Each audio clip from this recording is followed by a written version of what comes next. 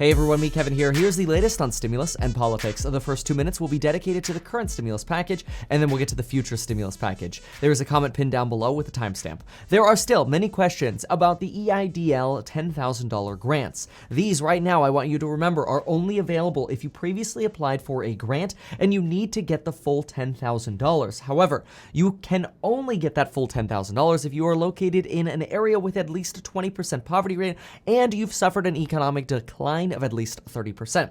If you haven't heard from the SBA and you believe you fall into this criteria, please email the SBA at disastercustomerservice@sba.gov. Technically, they tell you not to reach out, but the bottom line is you're owed your money. Now, if you don't know what your poverty level is in your community, go to metkevin.com/low income. If you need a really good tracking tool for the EIDL, the PPP, or other stimulus-related items, go to metkevin.com/skip, like skip the line.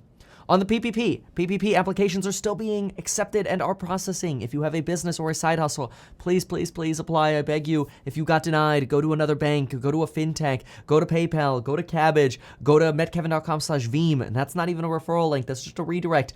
I've worked with folks who have gotten denied 4 times and they got accepted on their 5th time. It's free money.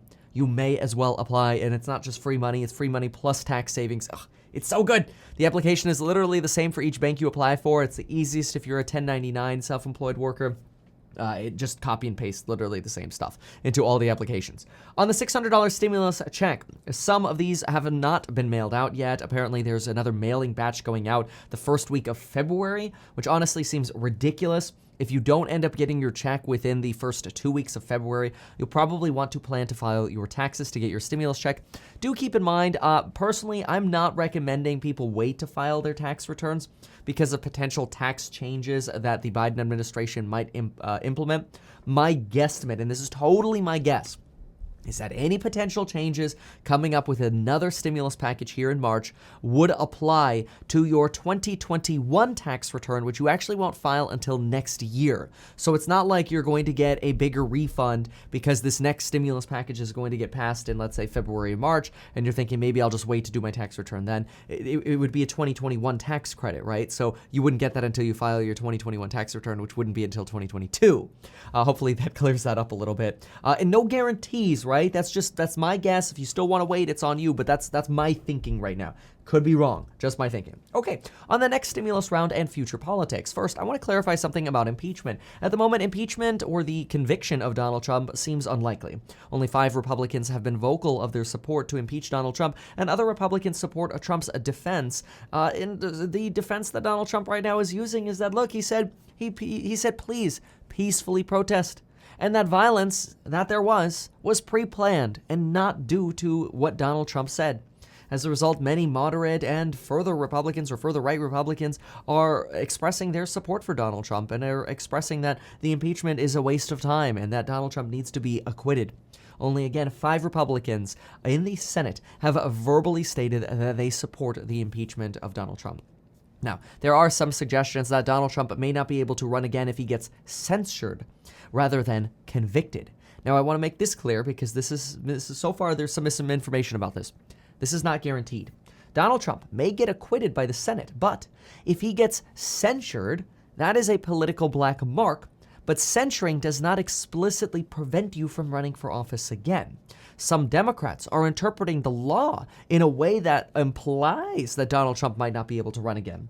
However, the law is not written to explicitly say that. It is an implication, which when there's reading between the line or an implication, it's very likely that a censure ban of Trump being able to run again is not going to be 100% certain. It'll get fought in the courts. And realistically, if Donald Trump gets censored, we're probably looking at a 50-50 chance of Donald Trump being able to run again because it will be subject to the court's discretion. But I just want to clarify that it is not guaranteed that if Trump does get censored, he will not be able to run again. The guaranteed way that Donald Trump would not be able to run again is that Donald Trump gets convicted in the Senate and then another bill with 51 votes is passed after the 67 votes for impeachment, saying that Donald Trump can't vote again, or can't run again, excuse me. But a censure does not give that kind of guarantee. On the next COVID relief package, here's what Biden had to say today. When asked about using the 51-vote budget reconciliation measure to get stimulus passed, which would alienate Republicans, especially moderate Republicans, Biden said, quote, "I support passing COVID relief with support from Republicans if we can get it. But the COVID relief has to pass. There is no ifs, ands, or buts." That's what Joe Biden said. Joe Biden has also been speaking with a bipartisan group of senators to see if he can get the extra 10 votes he needs to pass this COVID relief package in a bipartisan manner. He says, quote, "We have to learn from past crises that the risk is not doing too much. The risk is not doing enough." This is obviously an echo from what the Federal Reserve says as well. Kamala Harris is undertaking a very unique campaign, by the way, on stimulus. Kamala Harris was on TV in West Virginia campaigning for Democratic priorities, which makes us all wonder why. Well, West Virginia also happens to be the state where Joe Manchin works. And Joe Manchin is someone who's talked about narrowing the target for the $1,400 stimulus checks. Then Kamala Harris also spoke on TV in Arizona, which is where Kristen Sinema is a senator. And Arizona, or Kristen Sinema, representing Arizona, is also a stimulus swing vote. It kind of looks like the Biden administration is trying to pull every stop possible to make sure that they get this COVID relief package done, even if that includes sending Kamala Harris to campaign in the states of swing state Democrats, or swing vote Democrats on the stimulus package. Now, this isn't a surprise. Biden and Kamala Harris want the COVID relief package done. In Arizona, Kamala Harris, per Punchbowl News, said, quote, "If we don't pass this bill, I'm going to be very candid with you. We know more people are going to die in our country," she says.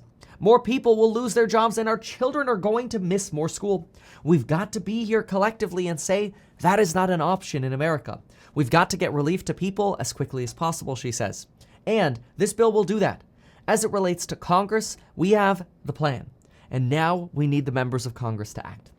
Keeping in mind that Sinema and Manchin are both anti-getting rid of the filibuster as well, we can see why Kamala Harris is campaigning in these areas. Now, Janet Yellen, the now confirmed Treasury Secretary, has met with small businesses this week and is demanding COVID relief be passed immediately as she realizes the struggles of small businesses. Janet Yellen makes it clear that our country is at risk of losing many small businesses without help now, and she says we need to act now. The Appeal, by the way, is reporting that leading economists say that it is the government's obligation to provide proper support to poorer people or people in need during a crisis, and this is motivating people like Rashida Tlaib and Ro Khanna, along with other representatives, to renew their calls for $2,000 monthly stimulus checks. I just want to be clear, and not a negative Nelly here, but this is likely to go nowhere. Lindsey Graham says that if reconciliation, aka the 51-vote measure, is chosen as the COVID legislative vehicle, he says, quote, "It will make the inaugural speech by President Biden very hollow." He says, quote, "I'm certain the bipartisan group who came up with the $908 billion COVID package last year could work with the Biden administration on a compromise in place of the $1.9 trillion package. Keep in mind, though, Biden has refused to lower the amount of the stimulus package and has refused any form of skinny deal or partial standalone bill. Jen Psaki, the White House press secretary, says the president is focused on the end goal of delivering relief to the American people and not on the parliamentary procedures that we have to go through to get there. She says the focus right now is the fact that 1 in 7 people are hungry and thousands of people have lost a loved one to COVID, and relief right now is what matters. The bottom line, she says, is we're not breaking apart this bill. On jobs, United Airlines is sending notice to 14,000 employees of potential furlough.